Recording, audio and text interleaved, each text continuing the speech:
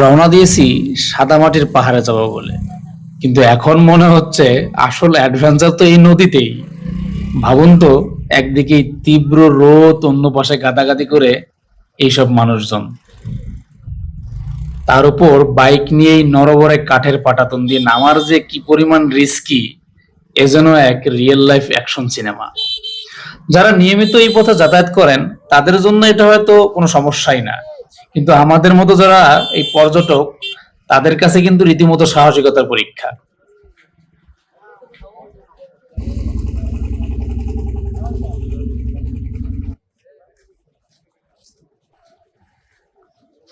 সবশেষে নিরাপদে নৌকা থেকে নেমেছি, কিন্তু এই অভিজ্ঞতাটি নিশ্চিতভাবে আমাদের ব্লগের অন্যতম সেরার মজার স্মৃতি হয়ে থাকে। নদীপথ পার হওয়ার পর হাইওয়েতে উঠে এই দৃশ্য দেখতে পেয়েছি। কোনো কথা হবে না, জাস্ট দেখতে থাকুন। পর্যটন সেবা কেন্দ্রের এই সাইনবোর্ড দেখে বুঝতে পেরেছি যে সাদামাটির পাহাড় আমাদের খুব নিকটে। আমি যতই কাছে যাচ্ছিলাম, মনে হচ্ছিল যে প্রকৃতি আমাকে একদম কাছে টেনে নিচ্ছে। এটা এক অন্যরকম অনুভূতি। আর বন্ধুরা, আপনারা দেখতে পাচ্তেছেন যে কি পরিমাণ সুন্দর একটা জায়গা। আর এক সেকেন্ড পরে আপনারা দেখতে পারবেন কিয়া নাজারা হয়। আল্লাহ অশেষ মেহেরবানি, আল্লাহর অশেষ নিয়ামত। এই পৃথিবীকে উনি এত সুন্দর করে সাজিয়েছেন, যেটা আপনি না দেখলে বুঝতে পারবেন না। প্রচন্ড রোদ আর রাইডিং এর যে একটা ক্লান্তি, অলরেডি সেটা শরীরের মধ্যে চলে আসছে। ক্লান্তি থাকলেও আসলে সৌন্দর্য দেখার যে নেশা বা যে ক্ষুধা, সেটা সৌন্দর্য দেখলেই নিবারণ হয়, সঙ্গে সঙ্গে ক্লান্তিও দূর হয়ে যায়। আমরা এই মুহূর্তে চলে আসছি হচ্ছে क्या मोहब्बत है, क्या नजारा है। कल तक ये दिल था मेरा, अब तुम्हारा है। क्या तमन्ना है, क्या इशारा है। हमने तो पल पल तड़प के पल गुजारा है।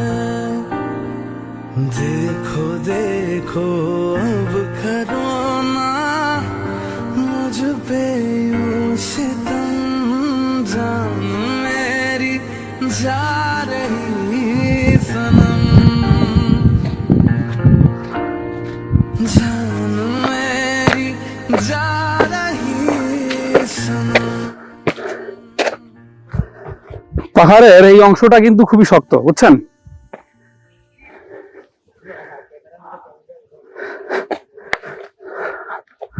একটু আগে আসেন, এখানে আসেন, এই যে এখানে আসেন।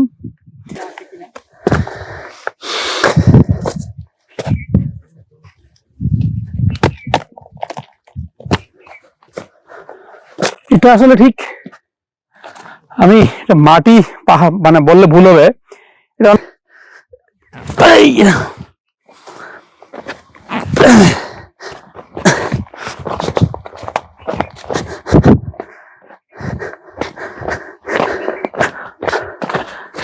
দেখি আমি একটু দৌড়ে উঠতে পারি কিনা, কত দূর উঠতে পারি দেখি এক ধাক্কায়।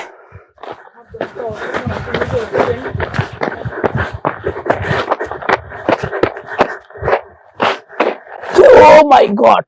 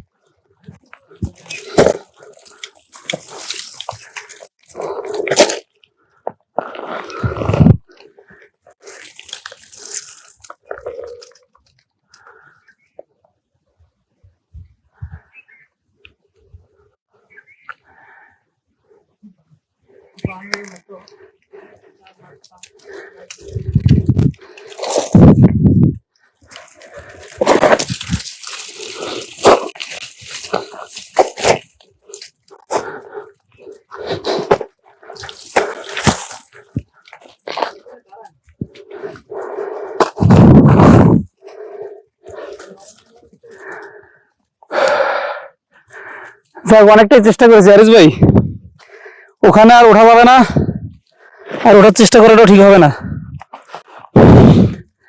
আর এখানে যদি কেউ আমার মতো আসেন তাহলে অবশ্যই আপনারা সোজা নামার ভুলটা করবেন না, কারণ এখানে আপনারা সোজা নামতে গেলে নিচে কোনো গ্রিপ পাবেন না, আর গ্রিপ না পাইলে আপনারা সরাসরি পড়ে যাবেন।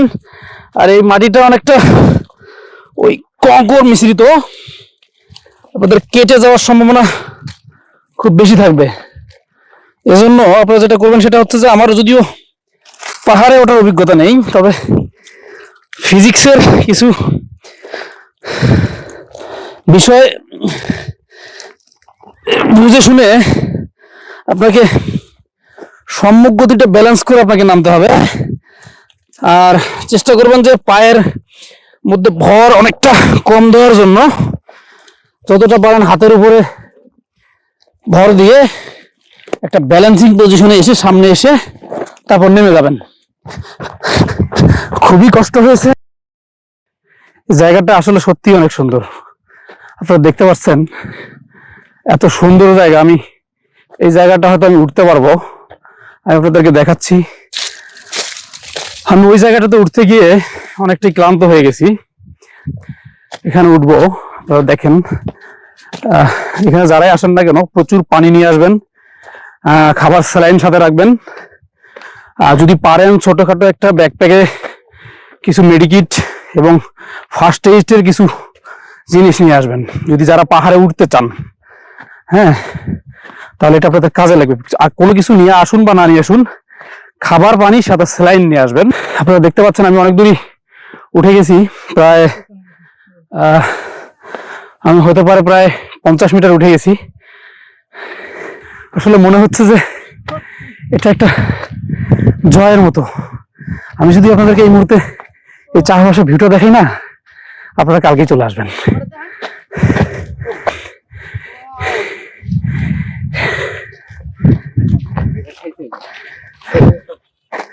দেখেন, এটাই হচ্ছে এই সৌন্দর্য। ওই যে পাহাড়গুলো দেখতেছেন, আসলে আমি একটু জুম করে দেখাই, এই যে পাহাড়গুলো দেখতেছেন এগুলো কিন্তু ইন্ডিয়ান, এটা বাংলাদেশের না। বাংলাদেশের অংশে শুধু এই যে এইটুকুই পড়ছে। যাই হোক, এটাও খারাপ কিছু না। আর সব থেকে বড় কথা হচ্ছে যে আমি এপাশ দিয়ে ওই যে তখন যে চেষ্টা করলাম, তখন আমি এই জায়গাটাতে ওঠার চেষ্টা করছি, এই জায়গাটাতে। হ্যাঁ, আমি এপাশ দিয়ে উঠছি, এখন এই পাশে যেতে পারবো, আমরা এই পাশে যেতে পারবো। আমি কিন্তু এই অবধি উঠে গেছিলাম। দেখুন আপনারা, এখান থেকে আমি যদি দেখাই, ওই যে আমার বাইকটা দেখা যাচ্ছে, ওই যে আমার বাইকটা দেখা যাচ্ছে, ওই জায়গা থেকে কিন্তু আমি চেষ্টা করে, এই জায়গাটা থেকে আমি চেষ্টা করে আমি এই যে এই জায়গাটাতে উঠছি, এই যে এই জায়গাটা কিন্তু উঠছি।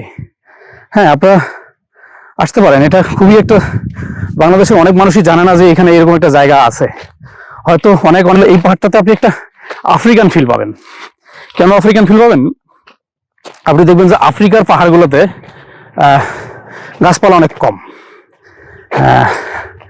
আর এই পাহাড়গুলোতেও গাছপালা নাই, পাথরের সংখ্যা বেশি, পাথুরে পাহাড়। অসাধারণ। আবার আপনাদেরকে দেখাই, দেখেন এই জায়গাটা দেখেন একটু, এই জায়গা থেকে এই যে এই জায়গাটা, এটা সমতল ভূমি, এটা সমতল ভূমি। আপনি এ পাশে যত দূর আপনি তাকাবেন তত দূরই আপনার মনে করেন যে শুধু পাহাড় আর পাহাড়, মনে হবে যে আপনি একটা পুরো একটা জিনিস। আমি আপনাদেরকে একটু স্লো মোশন একটু দেখাই, যদি দেখাতে পারি একটু স্লো মোশনে। এখান থেকে শুরু করে আপনারা একটু খেয়াল করুন, এখান থেকে শুরু করে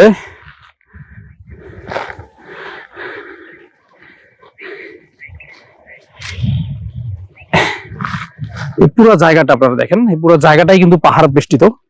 মানে এটা বলা চলে যে একটা মানে ভূস্বর্গ। বাংলাদেশের বুকে, পৃথিবীর বুকে যদি কাশ্মীর হয় একটা ভূস্বর্গ, তাহলে বাংলাদেশের বুকে আমি বলবো এই জায়গাটা একটা ভূস্বর্গ। কারণ আপনি এরকম জায়গা আপনি কোথাও পাবেন না যে চারপাশেই পাহাড়, মাঝখানে একটা পাথুরে পাহাড়, এরকম জায়গাটা আপনি কোথাও পাবেন না। এবং উনি কিন্তু এখানকার লোকাল, আপনারা যেই এখানে আসেন ওনাকে ফোন দিয়ে আসবেন, উনি আপনাদেরকে সুন্দর গাইডলাইন দেবে। যদি উনি ঢাকাতে থাকে, ওনাকে ওনার সঙ্গে যোগাযোগ করে আসতে পারলে হয়তো উনি আপনাদেরকে একটা ব্যবস্থা করে দেবে। আমি আসছিলাম, যথেষ্ট গাইড করছে। এবং এখানে একটা সত্যিকার অর্থে কি, এখানে আপনি যদি স্থানীয় কোনো মানুষ আপনার পরিচিত না থাকে, আপনি কিন্তু এই জায়গাগুলো সম্পর্কে জানবেন না। এখানে এই নেত্রকোনাতে 2-3টা উপজেলা মিলায় অনেক অনেক সুন্দর সুন্দর জায়গা আছে। আসলে নেত্রকোনা মানুষ এই সিলেট সুনামগঞ্জের ভিড়ে নেত্রকোনাকে মানুষ ভুলেই গিয়েছে। নেত্রকোনা যে এরকম একটা পর্যটন কেন্দ্র বা পর্যটন জায়গা আছে, এটা আমরা জানতামই না। তাই যারাই নেত্রকোনায় আসেন না কেন, নেত্রকোনার যদি কোনো স্থানীয় কাউকে আপনাদের পরিচিত থাকে, তাদেরকে জিজ্ঞাসা করবেন, তাহলে আপনারা সঠিক জায়গায় যেতে পারবেন। আপনাদেরকে অনেক বেশি ঘোরাঘুরি করতে হবে না। স্পটগুলো হচ্ছে একটু একটা থেকে আরেকটা দূরত্ব একটু বেশি, সেজন্য হয়তো আপনাদের একটু কষ্ট হবে, কিন্তু আপনারা অনেক আনন্দ পাবেন। এরকম জায়গা আসলে সচরাচর আপনি বাংলাদেশের অন্য কোথাও পাবেন না। বাংলাদেশের অন্যান্য পাহাড়গুলা আসলে গোছানো না, অনেক বিশৃঙ্খল থাকে, কিন্তু এখানে সেই অবস্থায় আমি এখানে একটা পাথরটা কি আসলে ডায়মন্ড কিনা, এটা আমাকে একটু দেখতে হবে। এটা নিয়ে নিলাম, এটা নিয়ে নিলাম। হ্যাঁ, কোনো সমস্যা নাই তো? না, কোনো সমস্যা নেই। ল্যাব টেস্টে পাঠাবো, যদি